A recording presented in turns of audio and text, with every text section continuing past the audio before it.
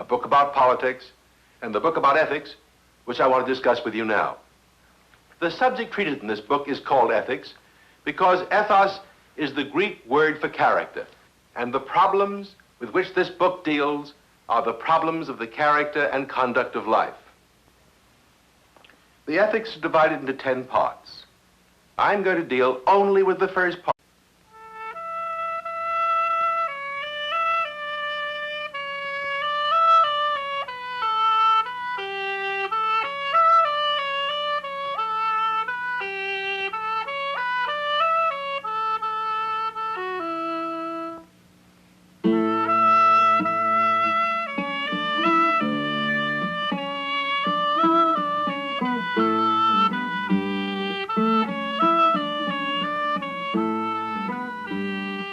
Humanities represent man's concern with man and with the human world. In that concern, there are, in which Aristotle discusses happiness. There is no more important problem than the age-old one, which was first discussed systematically here, in Greece, more than 2,000 years ago.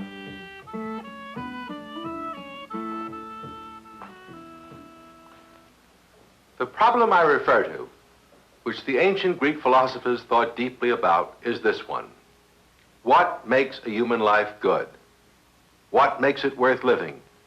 And what must we do, not just merely to live, but to live well?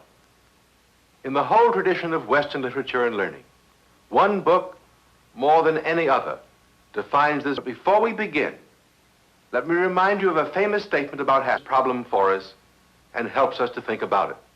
That book, of course, is Aristotle's Ethics, written in the 4th century before Christ. Aristotle was a student of Plato's. Plato had founded the Academy of Athens, which was the great university of ancient Greece. Aristotle studied and worked there for about 20 years. He was called by Plato the intellect of the school. Unlike Socrates, whom we discussed in the preceding film, happiness that occurs in the opening paragraph, Aristotle was interested in the study of nature. He was unlike Socrates in another respect. When he, too, was accused of un-Athenian activities, he decided to flee, saying, "I will not let the Athenians offend twice against philosophy." Aristotle wrote a great many works, encyclopedic in scope, encompassing all the knowledge of his day. He wrote books about logic and rhetoric, books about astronomy, physics, biology, and psychology, a book about poetry, a book about politics, and the book about ethics, which I want to discuss with you now. The subject treated in this book is called Ethics, the American Declaration of Independence. Because ethos is the Greek word for character, and the problems with which this book deals are the problems of the character and conduct of life. The ethics are divided into 10 parts. I'm going to deal only with the first part, in which Aristotle discusses happiness. But before we begin, let me remind you of a famous statement about happiness that occurs in the opening paragraph of the American Declaration of Independence. We hold these truths to be self-evident, that all men are created equal, and that they are endowed by their Creator with certain unalienable rights, that among these are life, liberty, and the pursuit of happiness, that to secure these rights, governments are instituted among men, deriving their just powers from the consent of the governed. Have you ever thought what it means to say that it is every man's natural right not to be happy, but to engage in the pursuit of happiness? What do we mean when we say that one of the main objectives of good government is to see that no man is interfered with? More than that every man must be helped by the state in his effort to lead a good life, a worthwhile life, a humanly satisfying life. The fact that every man has a right to pursue happiness suggests that happiness is attainable in some degree by all men. But is this happiness the same for all men? Is each of us pursuing the same goal when we try to live in such a way that our lives will be happy ones? To answer these questions, it is necessary to understand the meaning of happiness. What constitutes a happy life? And to do that, we must first of all clear our minds of certain misconceptions about the meaning of the word happy.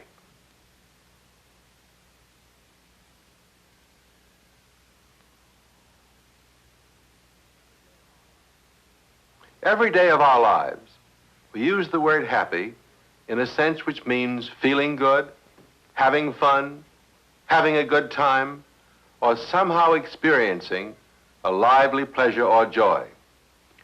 We say to our friends when they seem despondent or out of sorts, "I hope you will feel happier tomorrow." We say, "Happy New Year," or "Happy Birthday," or "Happy Anniversary." Now, all of these expressions refer to the pleasant feelings, the joys or satisfactions which we may have at one moment and not at another. In this meaning of the word, it is quite possible for us to feel happy at one moment and not at the next.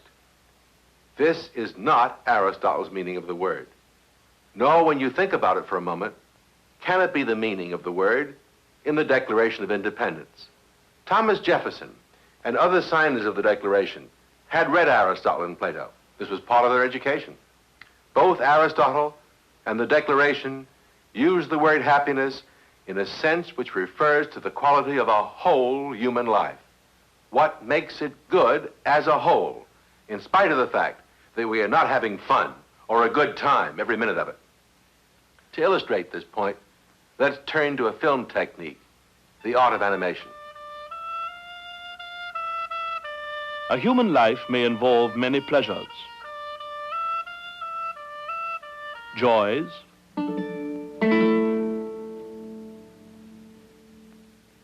and successes.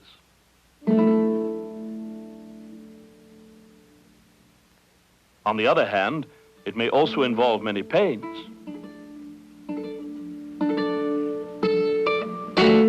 griefs, and troubles.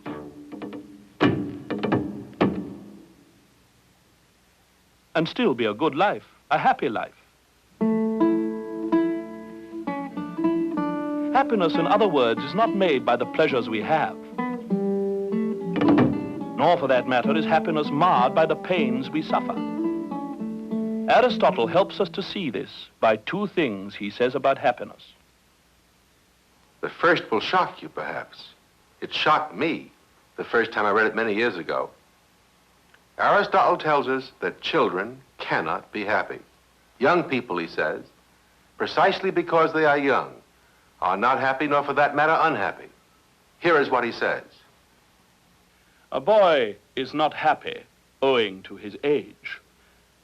Boys who are called happy are being congratulated by reason of the hopes we have for them. For there is required not only complete virtue, but also a complete life, since many changes occur in life, and all manner of chances, and the most prosperous may fall into great misfortunes in old age.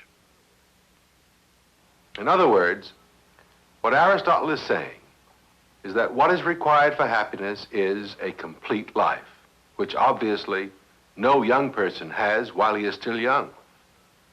He makes the same point in another way. He refers to the story of Croesus and Solon, as told by the ancient Greek historian Herodotus. Croesus was king of Lydia and one of the richest and most powerful rulers of his day. Solon was one of the wisest men of Greece. Here is the story of their conversation. Solon set out upon his travels, in the course of which he came on a visit to Croesus at Sardis. Croesus received him as his guest and lodged him in the royal palace, and had his servants conduct him over his treasuries and show him all their greatness and magnificence. And when Solon had seen them all, Croesus said, "Stranger of Athens, I have heard much of your wisdom and of your travels through many lands. I'm curious, therefore, to ask you, whom of all the men that you have seen you consider the most happy?" This he asked because he thought himself the happiest of mortals. But Solon answered him without flattery. Tell us of Athens, sire. Astonished at what he heard, Croesus demanded sharply, "And why do you consider Tellus the happiest of men?" To which the other replied, "First, because his country was flourishing in his days, and he himself had sons both beautiful and good, and he lived to see children born to each of them, and these children all grew up. And further, because after a life spent in what our people look upon as comfort, his end was glorious.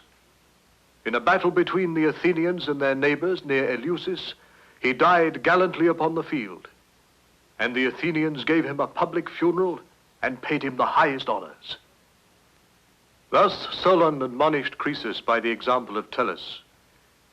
When he had ended, Croesus asked angrily, "Is my happiness then so little to you that you do not even put me on a level with private men?" "Croesus," replied the other, "I see that you are wonderfully rich and are the lord of many nations. But as for your question, I have no answer to give until I hear that you have closed your life happily. For assuredly, he who possesses great store of riches is no nearer happiness than he who has enough for his daily needs. For many of the wealthiest men have been unfavored of fortune, and many whose means were moderate have had excellent luck. The wealthy man, it is true, is better able to content his desires and bear up against sudden calamity. The man of moderate means has less ability to withstand these evils, from which, however, his good luck may keep him clear. If so, he enjoys all these following blessings. He is whole of limb, a stranger to disease, free from misfortune, happy in his children, and comely to look upon. If, in addition to all this, he end his life well, he is truly the man who may rightly be termed happy. Call him, however, until he die, not happy, but fortunate." Retelling this story of the meeting between Croesus and Solon, Aristotle stresses the point that a life must be completed, finished, before we can truly judge whether or not it has been a happy one. But must no one be called happy while he still lives, Aristotle asks? Must we, in Solon's words, see the end? Not quite.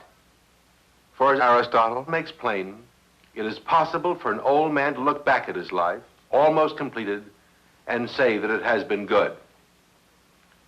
This may seem strange to you at first. When you think about it for a moment, you will see that it really isn't. One example will make this clear to you. You go to a football game. At the end of the first half, you meet a friend of yours in the aisle. He says to you, "Good game, isn't it?" If it has been well played so far, your natural response would be to say yes.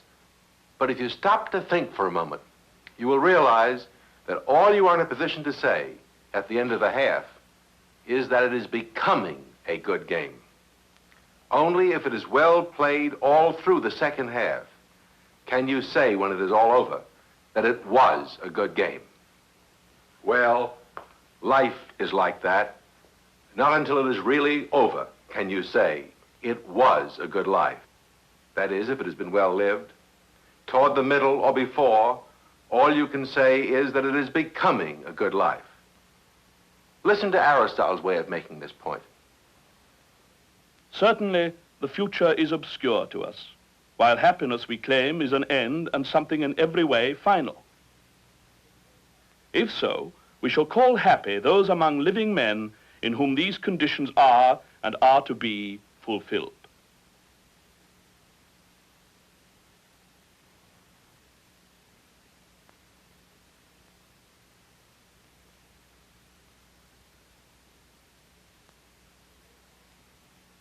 The main point we have seen so far is that for Aristotle, a happy life is a good life.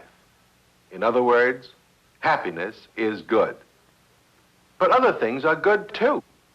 Such things as health and wealth, knowledge and friendship, and a good moral character. We recognize all these things as good. All of us want them and would regret being deprived of them. How does happiness stand in relation to all these other goods? And how are they all related to happiness? Aristotle tells us a number of things which enable us to answer this question.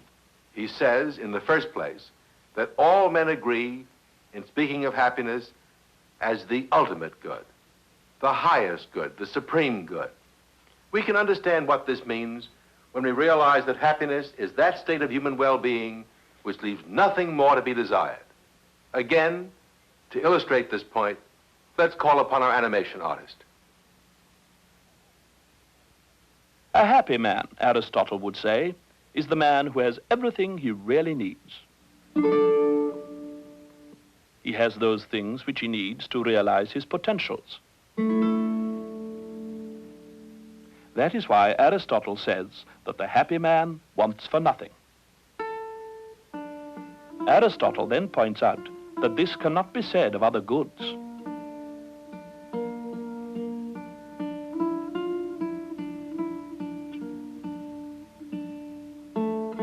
Thus a man may have health, but not sufficient wealth. Or he may have both wealth and health, but may lack friends. Another man may have great knowledge, but still lack other human perfections. Perhaps now we can see what Aristotle means. According to him, although a man possesses one or more of the things which his nature craves, he may lack others, and then he cannot be considered happy. There would be some real goods missing, which he should desire and try to obtain. This leads Aristotle to his definition of the happy life as a life made perfect by the possession of all good things, such as health, wealth, friendship, knowledge, virtue. All these are constituent parts of happiness. And happiness is the whole good of which they are component parts. That is how happiness is related to all the other goods. You can test the truth of this insight for yourself in the following very simple way. Suppose someone asked you why you wanted to be healthy. You would answer by saying, because being healthy would enable you to do the kind of work you wanted to do. But then suppose they asked you why you wanted to do that kind of work, or why you wanted to acquire some of the world's wealth, or why you wanted to learn things. To all such questions, your ultimate answer would be, because you wanted to become happy. But if you were then asked why you wanted to become happy, your only answer would be, because you wanted to become happy. This shows you that happiness is something you seek for its own sake, whereas you seek all the other goods ultimately for the sake of happiness. Happiness is the only good of which this is true. It is the only good which we seek for its own sake. As Aristotle says, happiness is desirable in itself and never for the sake of something else. But honor, pleasure, reason, and every virtue we choose indeed for themselves, but we choose them also for the sake of happiness, judging that by means of them we shall be happy. Happiness, on the other hand, no one chooses for the sake of these, nor in general for anything other than itself. Happiness, then, is something final and self-sufficient.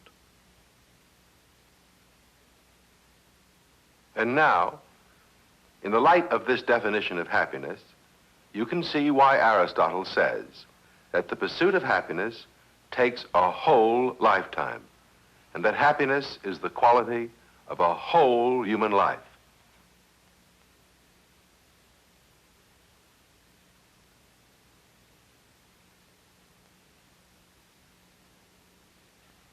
I'm going to assume now that you've begun to understand what Aristotle means by happiness and why, in his view, its pursuit takes a whole lifetime. But you may still be wondering how one becomes happy in the course of one's life, what one has to do to engage effectively and successfully in the pursuit of happiness. Aristotle's answer to this question is very interesting. Let me tell you the answer first, and then try to explain it briefly. Aristotle tells us that the most important factor in the effort to achieve happiness is a good moral character, what he calls complete virtue. But a man must not only be virtuous, he must also act in accordance with virtue. And it is not enough to have one or a few virtues. He must be completely virtuous and live in accordance with complete virtue. Aristotle makes this point most emphatically. He is happy who lives in accordance with complete virtue and is sufficiently equipped with external goods, not for some chance period, but throughout a complete life. What does this mean? Remember, first of all, that happiness consists in accumulating, through the course of a whole lifetime, all the goods, health, wealth, knowledge, friends, etc., that are essential to the perfection of human nature and to the enrichment of human life. This requires us to make choices every day of our lives and carry out our choices in action. We must choose between this and that thing which we want, or between this and that course of action. We make a right choice whenever we choose the greater of two goods, or the lesser of two evils. But sometimes the lesser good is enticing and promises immediate pleasure, while the greater good involves effort and pain on our part. Let's take an example. There are times when we may be faced with a choice between enjoying the company of friends or calling it off because it is late and we have important work to do the next day. Here is a choice to be made between good things. The immediate pleasures of the evening are attractive, but the work to be done tomorrow is more important. Still, it may take quite an effort of will to call it a night.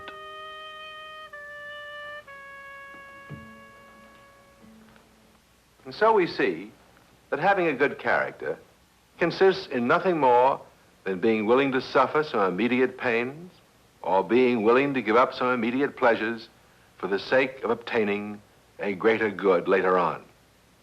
It consists in nothing more than making the right choices. And right choices are always those which calculate on what is good in the long run. They're hard to make, but if we don't make them, we are likely to have some fun from day to day for a while, and in the long run ruin our lives. In the process of building our lives, Aristotle would say, we must keep our eye on the future and on the result we want to achieve for our life as a whole, counting all the days to come. What he teaches us is that we cannot become happy by living for the pleasures of the moment.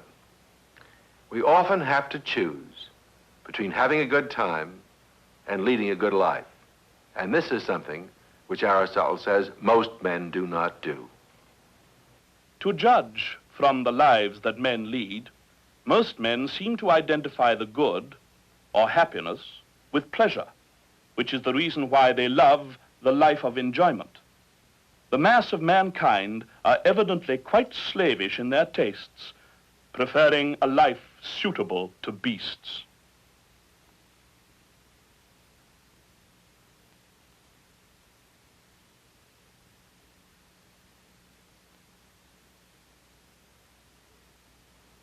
I would like to conclude this brief account of Aristotle's theory of happiness by mentioning 2 points which will help us to test our understanding of that theory. Both points bear on the difficult question of whether happiness is the same for all men. Most people in Aristotle's time and in ours don't think it is. With regard to what happiness is, men differ, and the many do not give the same account as the wise, for the former think it is some plain and obvious thing, like pleasure, wealth, or honor. They differ, however, from one another, and often even the same man identifies it with different things, with health when he is ill, with wealth when he is poor.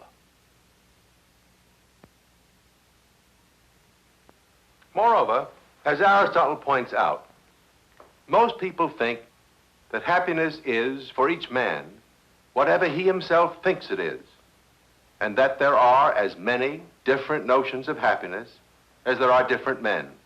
each of them as right as any other. In other words, of all the different notions of happiness that men have, one isn't true and all the rest false. That's what most people think. But Aristotle contends, on the contrary, that there is only one true conception of happiness, and that when happiness is truly conceived, it is the same for all men, whether they think so or not. One example will suffice to help you see what he is driving at, and then you can decide whether or not you agree with him, as I do. Consider the case of the miser. The miser thinks that happiness consists solely in accumulating and hoarding a pile of gold. To achieve this end, he ruins his health, lives in isolation from other human beings, does not take part in the life of his country, and is subject to wild fears and constant worries. There the miser sits, fondling his gold. Is he a happy man, or is he miserable? Aristotle would say that the miser is completely miserable, the perfect type of human misery. For he has thwarted most of his normal human cravings and stunted his human development. He has deprived himself of most of the good things of life, health, knowledge, friendship, and many other forms of human activity in order to acquire wealth. Wealth which he does not put to good use, but simply gloats over. True, he thinks that his happiness consists in the possession of gold, but that is a mistaken judgment on his part. It has led him to do violence to his own nature and to ruin his life. The second of the two concluding points I want to make has to do with the criteria by which we can tell whether something is truly a part of happiness when that is rightly conceived. Suppose, for example, that someone thinks that happiness consists in having power over other men and not being subject to the power of anyone else. Some men we know from history and experience actually think this and want power more than anything else. They think it is most essential to their happiness. What's wrong with such thinking? You can readily see what's wrong. If power over others were truly an element in human happiness, then happiness would not be attainable by all men. Because if some men attain it, that would preclude other men, subject to their power, from becoming happy. Everyone cannot be on top. And if you have to be on top in order to be happy, only some men can achieve happiness at the expense of others. Hence, if everyone has a natural right to the pursuit of happiness, and if that means that happiness must be attainable by all, then we know at once, do we not, that power over other men cannot be a part of human happiness. For if it were, happiness would not be attainable by all. The pursuit of happiness must be cooperative, not competitive. We don't have the right view of it unless we see it as something which men can help one another to achieve instead of achieving it by beating their neighbors. This is the deepest lesson we can learn from Aristotle about happiness, and it was, I should think, a lesson which was not lost on the framers of the Declaration of Independence. You remember I said that Thomas Jefferson and other signers of the Declaration had read Plato and Aristotle. This was part of their education. Thus we see a link between ancient Athens and our own nation, a link in that chain of continuity we call Western civilization.